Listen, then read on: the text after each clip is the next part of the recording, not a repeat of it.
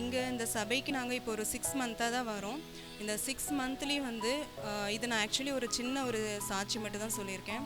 ஆனால் நான் வர்ற ஒவ்வொரு சண்டேயும் கர்த்தர் என்ன ஒரு சாட்சியாக தான் வச்சுருக்காங்க. நான் ஏப்ரல் மாதம் வந்து 11லேருந்து 12th வரைக்கும் எனக்கு ஒரு வித்தியாசமான ஒரு ஃபீவர்னால நான் பாதிக்கப்பட்டேன். அந்த ஃபீவரை எப்படி எக்ஸ்ப்ளனேஷன் பண்ண முடியாது. திடீர்னு எனக்கு பயங்கர ஃபீவராக இருக்கும்.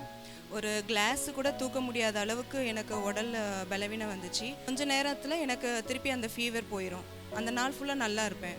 நைட் ஆனால் திருப்பி எனக்கு அந்த ஃபீவர் வந்து பாதிக்கப்படும். இப்படி வந்து நான் ஒரு வாரமாக வந்து ரொம்ப ஃபீவரால் பாதிக்கப்பட்டேன். நாளடைவில் என்ன ஆச்சுன்னா எனக்கு ஆட்டோமேட்டிக்காக வந்து காது கேட்காம போயிடுச்சு. உடனே எனக்கு கொஞ்சம் பயம். இப்போ அடுத்த நாளே எனக்கு என்ன ஆயிடுச்சுன்னா ஸ்மெல்லிங் சென்ஸ், சுவை பண்ணுற சென்ஸ், இது எல்லாமே போயிடுச்சு. என்ன சாப்பிட்டாலும் எனக்கு சுவை தெரியல, எந்த மனமும் தெரியல. இப்படி எனக்கு பாதிப்பு எனக்கு வித்தியாசமாக இருந்ததுனால நான் ரொம்ப பயந்துட்டேன்.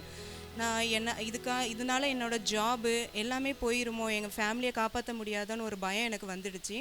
சண்டே சர்வீஸு நான் வரத்துக்கு முன்னால் நான் வீட்டிலேருந்தே வந்து நான் ப்ரேயர் பண்ணிட்டு தான் வந்தேன்.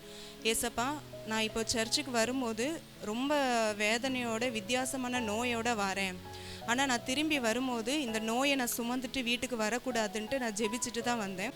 பெகின் ஃபாஸ்டர் மூலமாக ஏசப்பா எனக்கு ஒரு தேவ வசனத்தை தந்தாங்க. அது என்ன வேர்டுன்னா எப்பத்தான்னா திறக்கப்படுவதாக அப்படின்னு சொல்லிட்டு ஏசப்பா வந்து எனக்கு ஃபஸ்ட்டு அந்த வேர்டு பேசின உடனே அது எனக்காக தான் பேசுகிறாங்கன்னு சொல்லிட்டு அன்னைக்கு ஃபுல்லாக நான் வந்து அந்த தேவ வசனத்தின் வார்த்தை நான் அப்படியே பிடிச்சிட்டு ஏசப்பா எப்பத்தான்னா திறக்கப்படுவதாங்கன்னு சொல்லி சில நாட்கள் அந்த வியாதி இருக்கு, சில நாட்கள் அந்த பலகீனம் இருக்கு, சில நாட்கள் அந்த பிரச்சனை என் வாழ்க்கையில மாறல.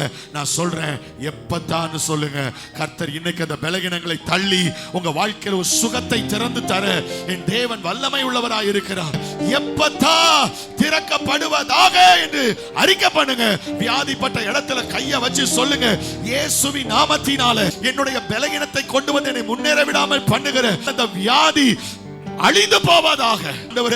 நான் நீர் எனக்கு தந்த அதிகாரத்தின்படி நான் ஜெபிக்கிறேன், திறக்கப்படுவதாக விசுவாசத்தோடு சொல்லி இருப்பீங்கன்னா இப்போ டெஸ்ட் பண்ணி பாருங்க, அந்த பலகீனம் உங்க வாழ்க்கையில இருக்காது என்று இயேசுவின் நாமத்தினால நான் கட்டளையிடுகிறேன். அகைன் வந்து எனக்கு என்ன ஆச்சுன்னா செவ்வாய்க்கிழமை பார்த்தீங்கன்னா எனக்கு இயற்கைக்கு அப்பாற்பட்டு என்னோட முதுகுக்கு கீழே ஒரு பெரிய கட்டி திடீர்னு தோண்டி இருந்துச்சு. அது எப்போ அது உருவாச்சுன்னு எனக்கு தெரியல. பட் எனக்கு உட்கார முடியல, நிற்க முடியல, உனக்கு வித்தியாசமாக வலி வருது அப்படின்னு சொல்லிட்டு நான் செக் பண்ணி பார்த்தா அதில் ஒரு பெரிய கட்டி இருந்துச்சு. ஆனால் நான் கூட அது வந்து நான் பயப்படலை. ஏசப்பா வந்து எனக்கு அந்த வேர்டு வந்து எனக்கு ஞாபகப்படுத்திட்டே இருந்தாங்க. ஸோ அந்த வசனத்தை நான் மறுபடியும் அந்த கட்டி மேலே கை வச்சு எப்பத்தான் அது திறக்கப்படுவதாகன்னு சொல்லிட்டு நான் அன்றைக்கி நைட்டு ஜோம் பண்ணி படுத்தேன். புதன்கிழமை காலையில் நான் எழும்பி பார்க்கும்போது அந்த கட்டி இல்லவே இல்லை. இந்த 2-3 வாரமாக நான் ஒரு ரொம்ப வித்தியாசமான நோயில் நான் பாதிக்கப்படும் போது அந்த தேவ வசனத்தின்படி எனக்கு பூரண சுகம் கொடுத்த என் கர்த்தாதி கர்த்தருக்கு கோடான கொடி ஸ்தோத்திரம். ஆமென்.